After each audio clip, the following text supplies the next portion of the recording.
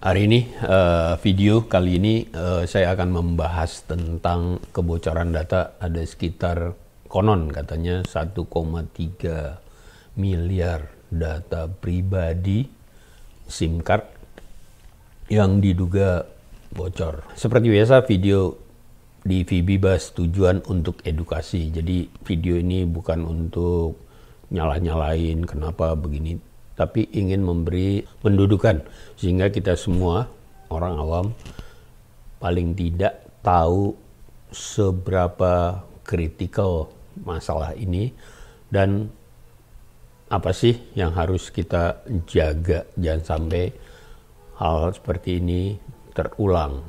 Tapi sebelum itu kita nanti lihat dulu dari beberapa media dan nanti kita akan coba reaksi juga dari cuplikan-cuplikan dari Kompas TV. Seperti yang diketahui, kita adalah untuk tujuannya edukasi.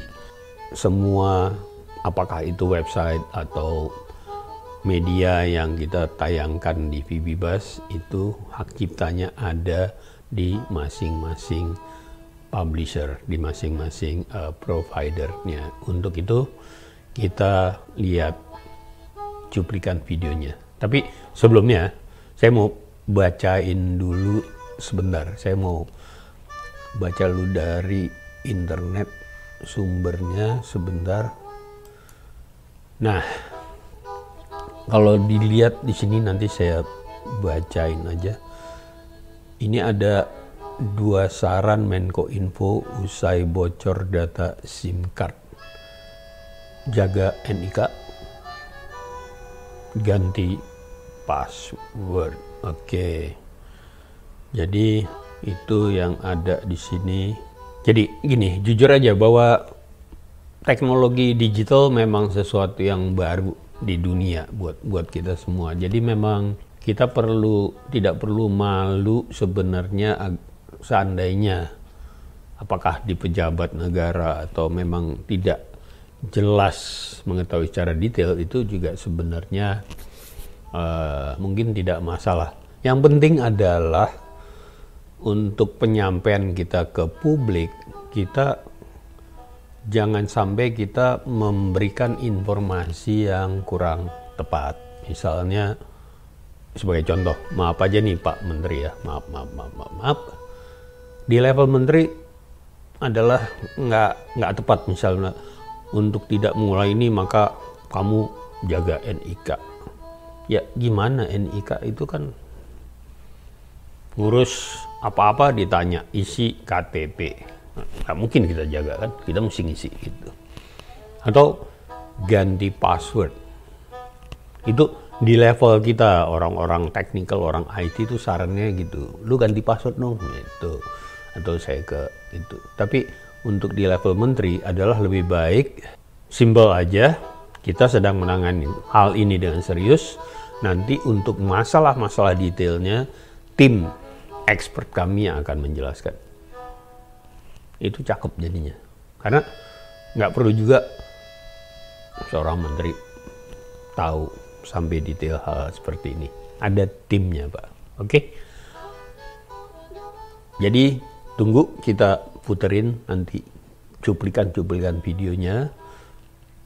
Kita tonton dulu sama-sama. Nah, di ujungnya nanti saya akan memberikan semacam masukan edukasi buat kita semua. Semoga bermanfaat. Oke, stay tune.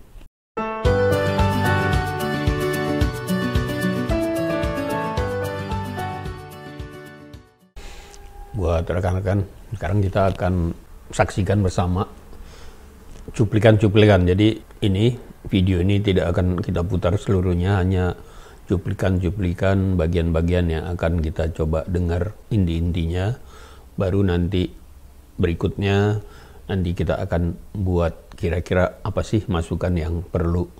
Nah, bagi yang ingin melihat sumber aslinya itu ada, kita taruh linknya di bawah description. Jadi bagi yang mau nonton Kompas TV itu langsung ke channel mereka, ada di bawah.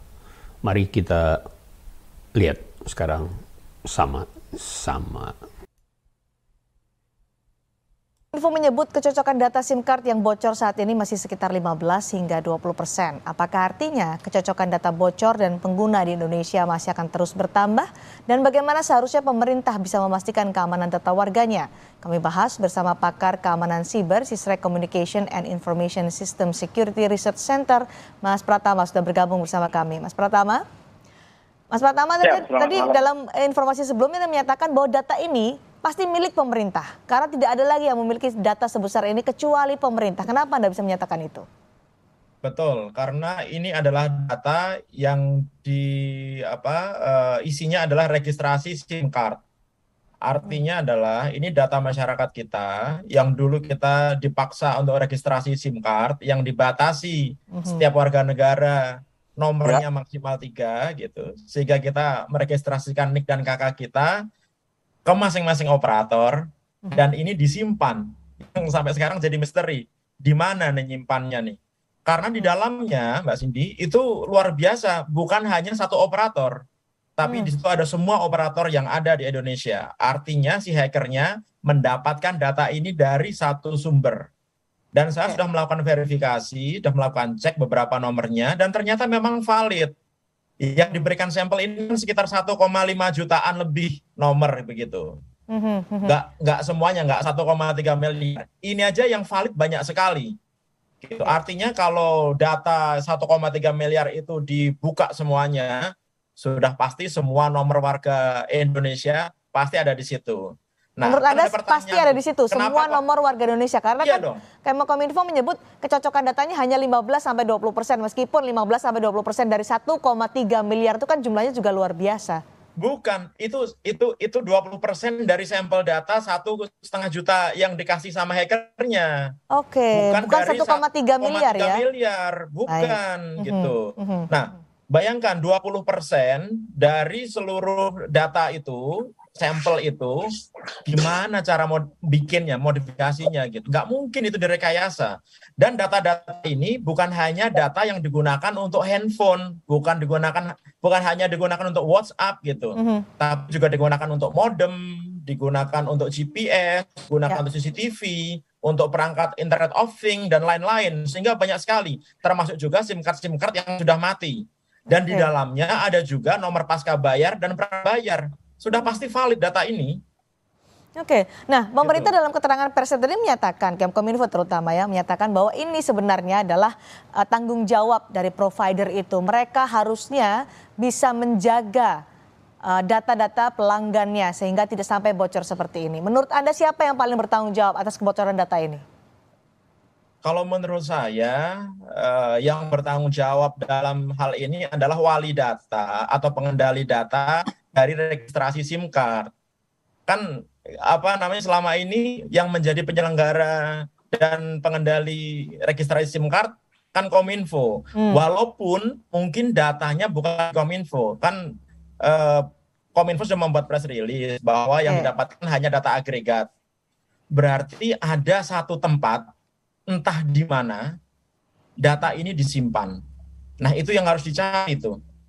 Nggak ketemu, pasti ketemu. Dan mencarinya begini, serangan hacking itu bukan hanya dari outsider, bukan hanya serangan dari luar.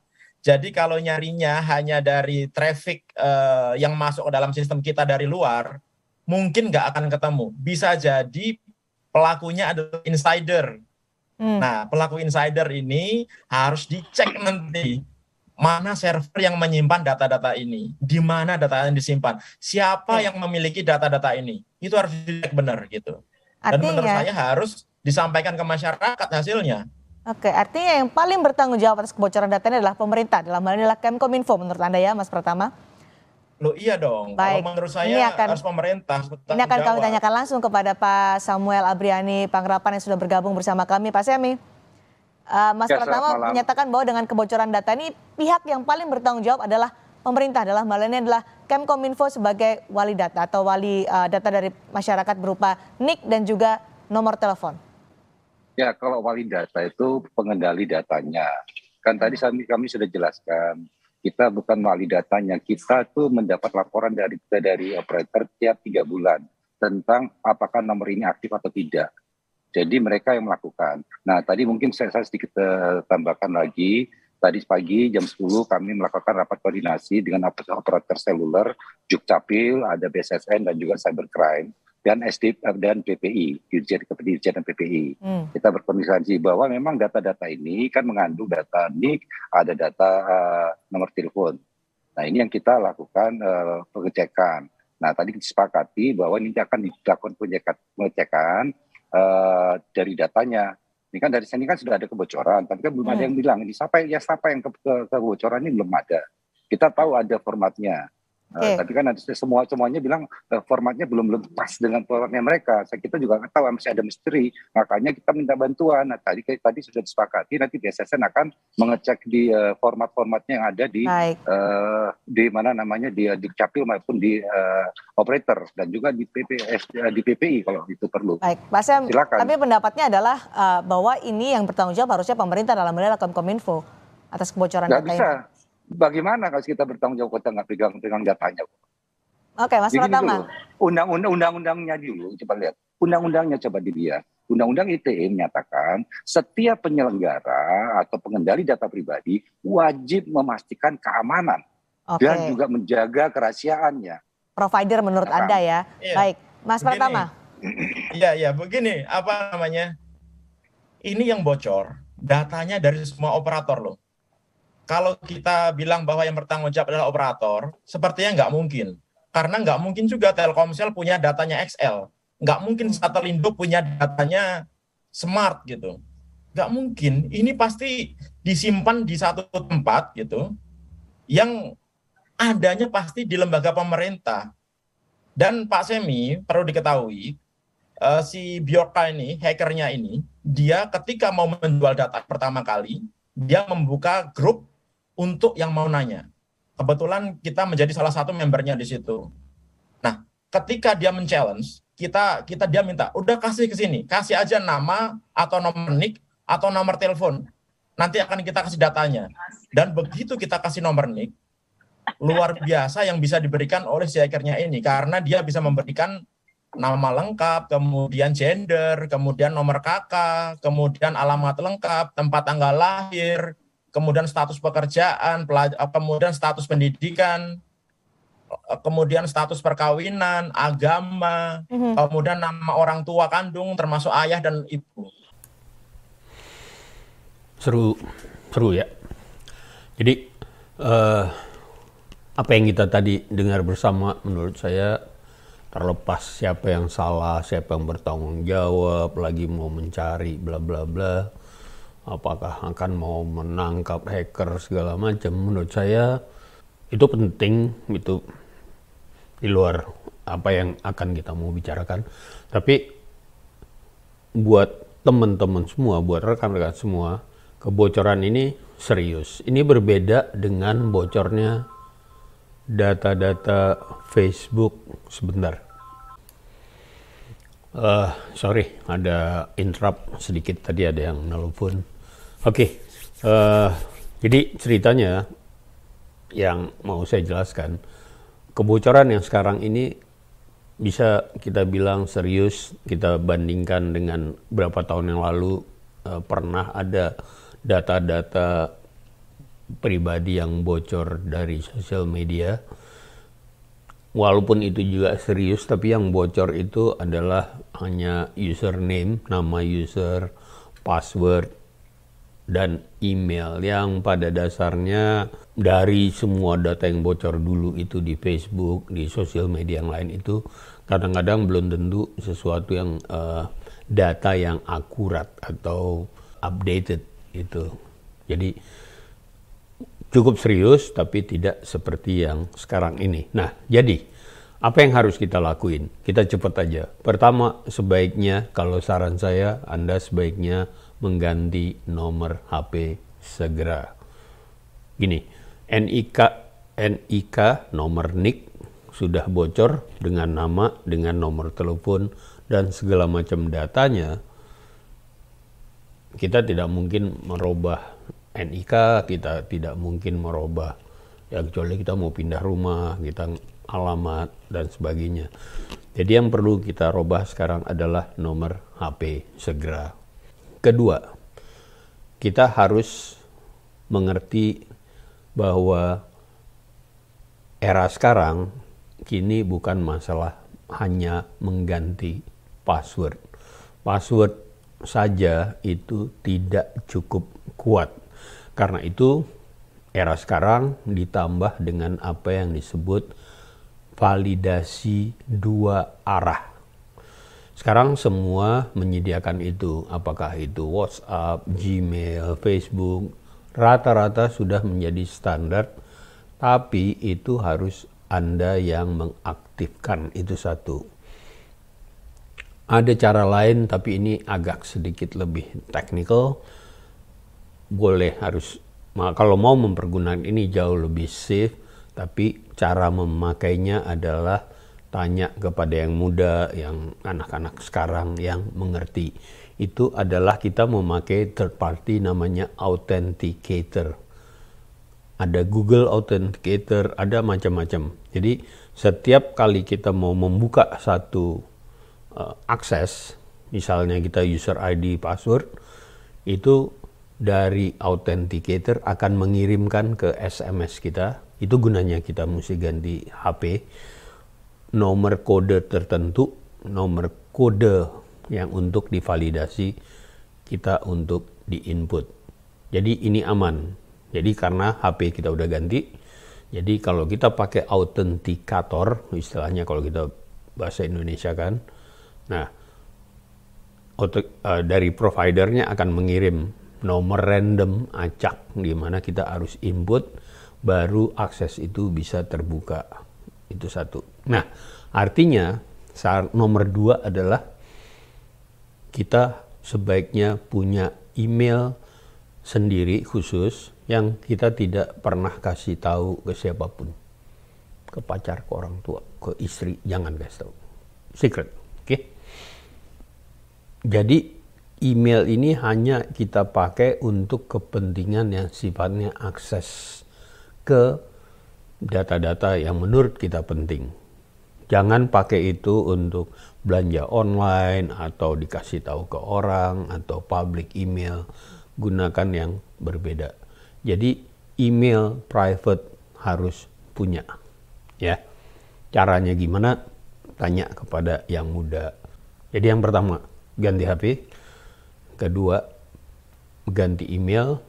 Dan ketiga, belajar mempergunakan apa yang disebut two-way authentication atau autentikasi dua arah. Tuh. Jadi kalau misalnya Anda mempergunakan Facebook, ya, Anda jangan masukkan email private, gunakan email pribadi, itu satu. Terus kedua, Anda aktifkan autentikasi dua arah, itu. Semua data akses Anda ke bank, akses Anda ke kredit card, apa aja akses-akses yang penting itu. Nah, karena dari kebocoran data yang sekarang ini, kriminal bisa mempergunakan itu untuk apa saja, apakah itu membobol bank Anda, masuk ke bagian asuransi Anda, macam-macam. Karena dia dapat semacam data utuh yang lengkap tentang personal seseorang. Dan itu sama sekali tidak menguntungkan dan sangat merugikan Anda semua. Jadi ketimbang kita berbincang-bincang tentang siapa yang salah, lebih baik masing-masing pemerintah harusnya segera mensupport solusi bagi data-data yang bocor itu. Oke. Nah, tadi di depan saya cerita bahwa kita harus bisa membedakan antara yang disebut hacker, crackers, dan scammer, ya, orang-orang yang scam. Kalau hacker itu orang-orang yang nge-hack, kalau cracker itu orang-orang yang nge-crack. Itu beda. Kita harusnya Jadi hacker itu harus dilihat sebagai Robin Hood zaman dulu, maling tapi untuk kepentingan orang banyak. Sebenarnya hacker itu kira-kira begitu. Jadi harusnya pemerintah justru kalau punya sistem justru harus minta bantuan hacker nge-hack sistemnya sehingga benar-benar robust. Ya, kalau bisa dihack kan tandanya, oh pemerintah bisa, oh harusnya di sini ada bolongnya, ini harusnya diperbaiki, terus menerus seperti itu. Jadi bukannya nanya, oh hacker jangan ngehack kita, lah justru bagus mereka ngehack. Jadi pemerintah tahu, oh bolong toh di sini, ternyata di sini bisa dihack. Oke. Hacker itu tadinya artinya adalah seperti itu. Karena itu dengan nama alias, tidak diketahui dia siapa, dia itu menghack satu sistem untuk ngasih tahu, tempat lu bolong nih gini-gini gitu. Jadi jangan malah nantang-nantang hackers gitu ya. Karena mereka kerjaan sehari-hari seperti itu. Ditantang ya malah dia doyan, ini dia nih gitu ya. Nah, beda dengan crackers. Crack itu adalah orang yang ngehack tapi memanfaatkan itu untuk menjadi kriminal. Apakah menjual data atau memanipulasi atau di hijack, macam-macam ya. Hacker sebenarnya juga melanggar, membobol. Tapi di satu sisi kalau kita ngerti era digital, nantinya semua di dunia ini membutuhkan hacker karena nggak mungkin Anda hanya percaya kepada tim Anda internal yang membangun satu sistem. Karena mereka akan susah mencari bolong karena mereka yang mendesain dan bekerja di sistem ini gitu. Nah, kalau ada hacker kan nggak ngerti soal sistem ini, dia coba bobol gitu. Jadi hacker itu membantu sistemnya menjadi robust gitu kira-kira. Nah, scammer beda. Scammer itu dia bukan hacker sebenarnya. Scammer itu dia memanipulasi misalnya satu halaman sehingga Anda tiba-tiba masukin username password padahal itu halaman-halaman palsu. Jadi dia manfaatin itu sehingga dia bisa mendapatkan akses karena nipu gitu ya. Jadi ada 3, hackers, crackers, ini kriminal, terus scammers, ini juga kriminal. Nah, hackers sendiri memang dibagi 2, ada yang disebut white hackers yang murni seperti ide hackers zaman dulu, ada yang black hackers, jadi yang sebenarnya crackers itu adalah black hackers. Dia memang merugikan, merusak sistem atau mencuri data untuk dijual dan seterusnya. Gitu kira-kira. Nah, saya kira itu saja. Semoga video ini bisa bermanfaat. Semua link source dari ini nanti saya taruh di bagian description. Salam TV Buzz.